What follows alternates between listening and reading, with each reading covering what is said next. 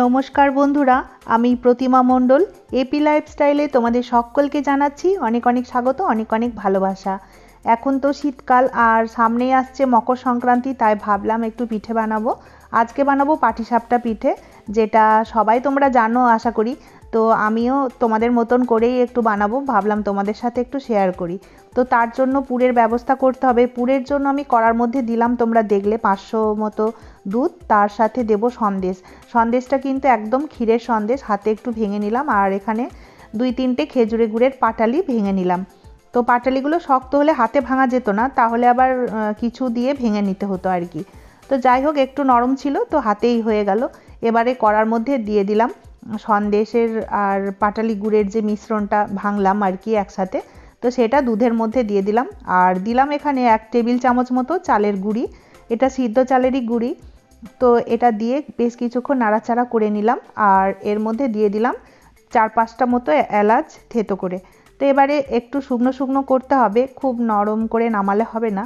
আর নামাবার পর এটা ঠান্ডা করে কিছুক্ষণ ফ্রিজে রেখে দিতে হবে, তাহলে কিন্তু হাতে এটা নিয়ে বানাতে অনেকটা সুবিধা হবে, কারণ ফ্রিজে তাহলে একটু বেশ আরও শক্ত হয়ে যাবে।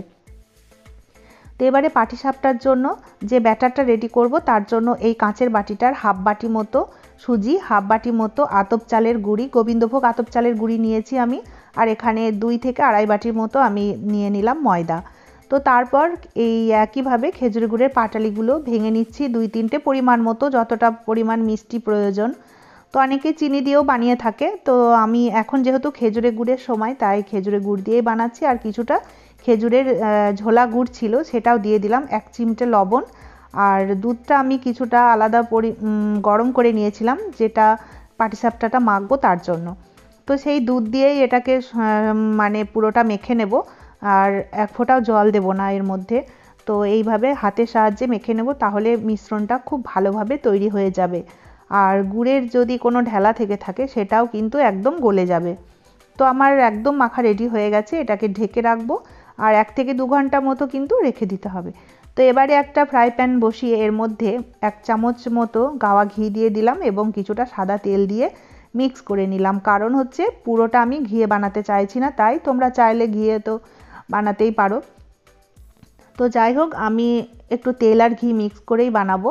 তো এবারে প্যানের মধ্যে দিয়ে দিলাম তেল এবং ঘিয়ের মিশ্রণটা, তারপর দিয়ে দিলাম ব্যাটার দিয়ে যেভাবে বানাই সবাই একইভাবে আমিও বানালাম পাটিসাপটা গোল করে, তার মধ্যে পুরটা দিয়ে দিলাম। এবারে উল্টে পাল্টে নেব। তো এটা কিন্তু নারকেলের পুর যেটা আমরা করে থাকি, সেটার থেকেও কিন্তু এই ক্ষীরের পুরটা বানিয়ে নিলে খেতে কিন্তু অনেকটা ভালো হয়। তো এবারে আমি এক এক করে সবগুলো বানিয়ে নেব। তো এই যে বন্ধুরা, আর আমি কিন্তু আরও 2টো পিঠে করেছিলাম এই একই পুর দিয়ে, তাই পুরের পরিমাণটা আমার একটু কমই ছিল। তাই পাটিসাপটাতে অল্প অল্প পরিমাণই দিয়ে আমি বানিয়েছি, কিন্তু পুর চাইলে আরও বেশি বেশি পুর দেওয়া যেতে পারে।